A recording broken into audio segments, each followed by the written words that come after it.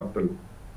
ఇదే విషయంపై ఒకసారి మనం గఫూర్ గారి దగ్గరికి వెళ్దాం. గఫూర్ గారు, ప్రస్తుతం ఏదైతుందో ప్రపంచవ్యాప్తంగా తన పెత్తనం చెలాయించడానికి అమెరికా ఏదైతే ప్రయత్నం చేస్తున్నదో అందులో భాగంగా గతంలో ఒక 2-3 నెలల క్రితమే మనం చూసాం. యుక్రెయిన్కు సంబంధించిన రష్యా మధ్యలో ఏదైతే నేను పెత్తనం చేస్తానని చెప్పారో అప్పుడు యుక్రెయిన్కు సంబంధించిన ప్రెసిడెంట్ అక్కడికి వెళ్ళిన మాట్లాడిన సమయంలో అక్కడ ఖనిజ సంపను మాకు అప్పగించండి సగానికి సగంగా, అప్పుడు మీకు సపోర్ట్ చేస్తామని చెప్పారు. యుద్ధాన్ని ఆపేస్తామని చెప్పినాక ఈ షరతులు చేశారు. ఈరోజు ఇరాన్ విషయంలో కూడా అణుఆయుధాలు ఉన్నాయి, మీరు సరెండర్ చేయండి ఖచ్చితంగా, దాన్ని అంతా మొత్తం దాని ఆయుధాలను మొత్తం ధ్వంసం చేసేయండి అని చెప్పారు. ఇంతకు ముందు మన కోటేశ్వరరావు గారు చెప్పినట్టుగా ఇరాక్ మీద దాడి జరిపినట్టుగా అక్కడ అణుఆయుధాలు ఉన్నాయని చెప్పారు. తర్వాత ఏమన్నా లేదు అని తెలిసి వారు నిర్ధారణకు వచ్చారు. ఇప్పుడు కూడా ఇరాన్ విషయంలో మాత్రం అలా కాకుండా ఖచ్చితంగా ఇరాన్ దగ్గర అణుఆయుధాలు ఉన్నాయని తనే ఒప్పుకున్నది ఇరాన్. ఈ విషయంలో ఈ ప్రపంచవ్యాప్తంగా జరుగుతున్న ఈ పెత్తనానికి సంబంధించిన ఎవరైతే ముఖ్యంగా అందరూ చెప్తున్నారు మేము ఇజ్రాయెల్కు వ్యతిరేకం అంటున్నారు. కాపీ ఆయుధాల సరఫరాలు మాత్రం ప్రతి ఒక్కరూ ఇజ్రాయెల్కు సహకరిస్తున్నారు.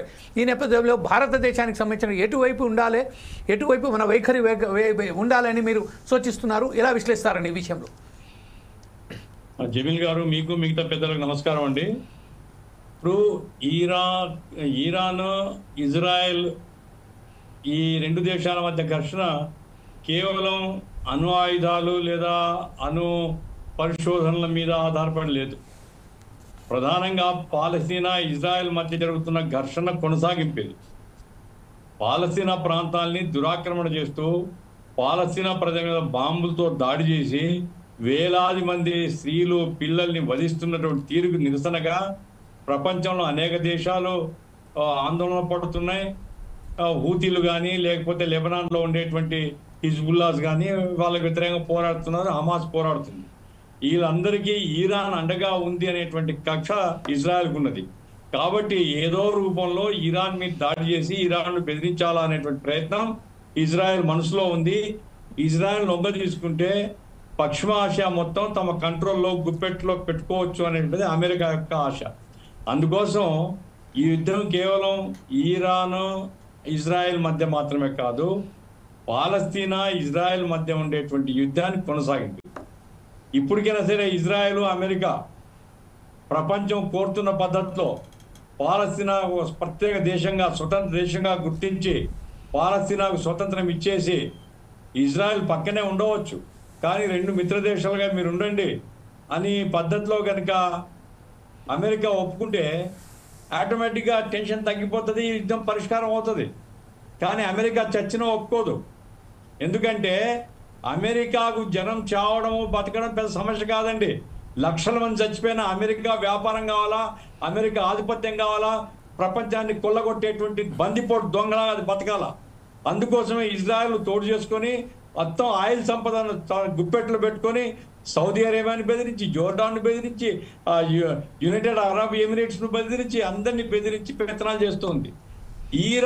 ఇరాన్ దానికి ప్రతిఘటన చేస్తుంది కాబట్టి ఇరాన్ మీద ఆంక్షలు పెట్టినారు ఆంక్షలు చాలా కాలంగా.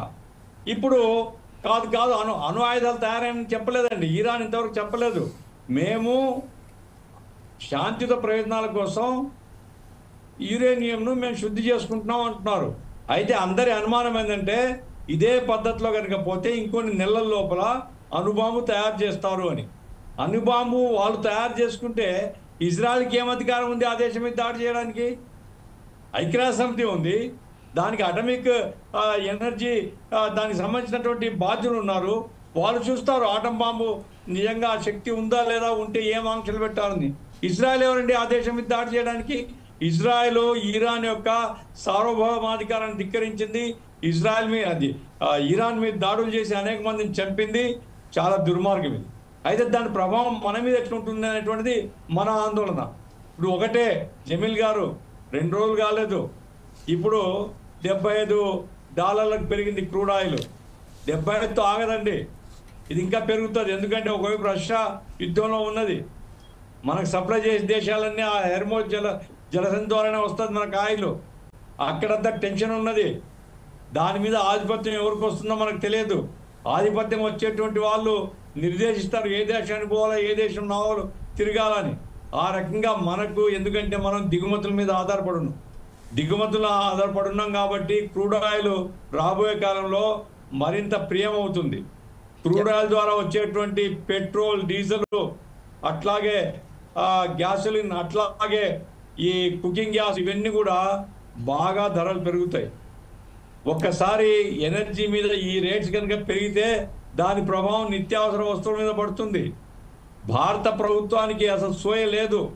భారత ప్రభుత్వం ఇప్పటికీ నేతన్యాహు వల్ల కూర్చొని ఉంది.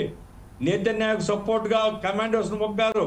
నేతన్యాహుకు సపోర్ట్గా ఇక్కడ నుంచి భారతదేశం నుంచి కొంత సైనిక కమాండోస్ పోయి ఏం చేస్తారండి వాళ్ళు? వాళ్ళకి ఏం సంబంధం అండి?